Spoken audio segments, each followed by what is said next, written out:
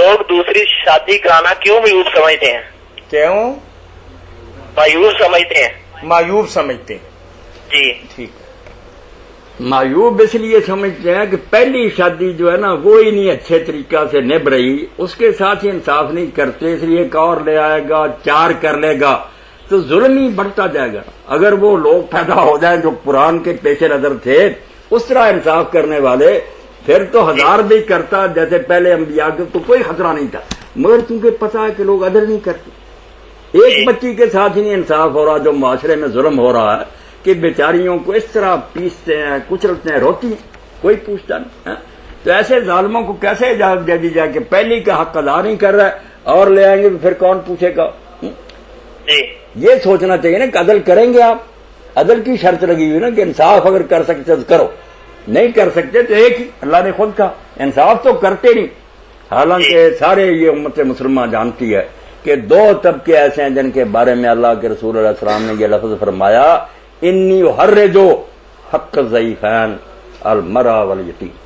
2 ایسے مسکین گروہ ہیں بیچارے بے بس اس کے الفاظ ہیں کہ جن کے بارے میں تمہیں اللہ کا خوف دلاتا ہوں اور کسی سے ظلم کر لینا ان کے ساتھ نہ کرو۔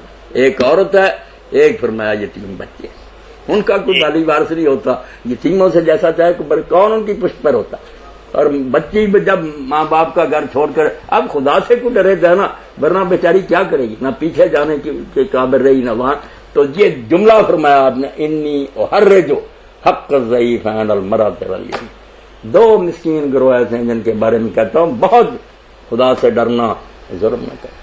تو اب ظلم کرنے سے باز نہیں آتے، دین کی رخصت کو بہانہ بنا لیتے ہیں کہ دین کہتا اور بیویاں کر لو، پہلی سے اچھا سلوک کیا تو خیر بات ہو رہی تھی، ان کی بات ختم، یہ بات مکمل ہوگی بھائی؟ جی جی جی چلے اچھا جب وہ آدمی پہنچا، اچھا کچھ اور پوچھیں گے آپ؟ نہیں ہوگی بات۔ چلیے ایک آدمی ہاں ایک آدمی اگر پہلی بیوی کا حق ادا کرتا ہے صحیح، تو کیا پھر دوسری کرا ہی سکتا ہے؟ کر سکتا ہے، پھر کیا حرج ہے؟ پھر اللہ نے اجازت دی، پھر پہلی بیوی کیوں روکے؟ بلکہ اللہ کے رسول علیہ السلام نے فرمایا کہ کوئی آنے والی بھی یہ نہ کہے کہ میں پھر نکاح کروں، پہلی کو چھوڑ، اس سے کیا وہ چاہتی ہے کہ اس کو نکلوا کر اس کا رزق بڑھ جائے گا۔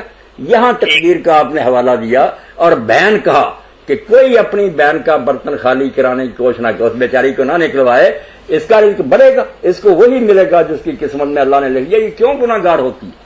اس کو بھی رہنے دے، محبت کرے۔ تو آپ بات کیونکہ کی ہے تو درمیان میں سنا دوں کہ اس طرح بیویاں رہتی تھی، یہ اجازت دی تھی دین نے، ایک آدمی نے ایک بیوی کر لی، پھر اس کے بعد اور کر لی، مگر پہلی کو پتا نہیں تھا، چھپا کر رکھا بات، مگر کسی طرح پہلی بیوی کو کسی طرح پتا چل گیا، اس نے بھی خاوند کو نہیں جتلایا۔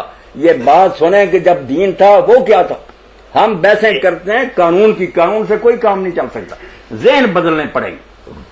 پتا چل گیا اس عورت کو، پہلی کو، کہ اس نے نکاح، مگر کبھی نہیں جتلایا، وہی محبت، وہی پیار، یہ خفیہ ملتا رہا۔ اب جب موت ہوئی تو اس نے، بیوی نے جب حصہ اس کو 8واں ملا، اس کا آدھا جو تھا اس عورت کو بھیج دیا کہ میری بہن، بے شک آپ لوگوں نے مجھے نہیں بتایا مگر مجھے پتا ہے کہ تو میرے خاوند کی بیوی سے تیرا آدھا بنتا ہے، اس بیوی کے حق میں سے آدھا میرا، آدھا تیرا۔ مگر جب اس کو دیا اس نے واپس بھیج دیا، اس نے کہا ٹھیک ہے میرے ساتھ نکاح کیا تھا مگر تجھے پتا نہیں، موت سے کچھ مدت پہلے اس نے مجھے طلاق دے دی، اس لیے میرا حق نہیں رہا۔ جب وہ پیسے واپس آئے اس نے دوبارہ بھیج دیے، بے شک اس نے طلاق دے دی، تو تھی میری بہن، میں نے اب تجھ کو اپنی طرف سے دے دیا، تجھے مبارک۔ اب ایسا ذہن جب ہم بنائیں گے نہیں تو مسئلوں سے کیا بات ہو؟ قانون آپ جو بھی چاہے بنوا رہے ہیں، شریعت کے حدود نافذ کرا لیں، چل ہی رہے، کوئی حدود کوئی ہوئی کہ جاری؟ جج رشوت کھاتے ہیں، گواہ جھوٹ بولتے ہیں، پولیس غرض کری، قانون بیچارہ کیا کرے؟ ذہنیت سے کو دین بدلتا ہے کہ دماغ میں بیٹھ جائے کہ اللہ دیکھ رہا۔ تو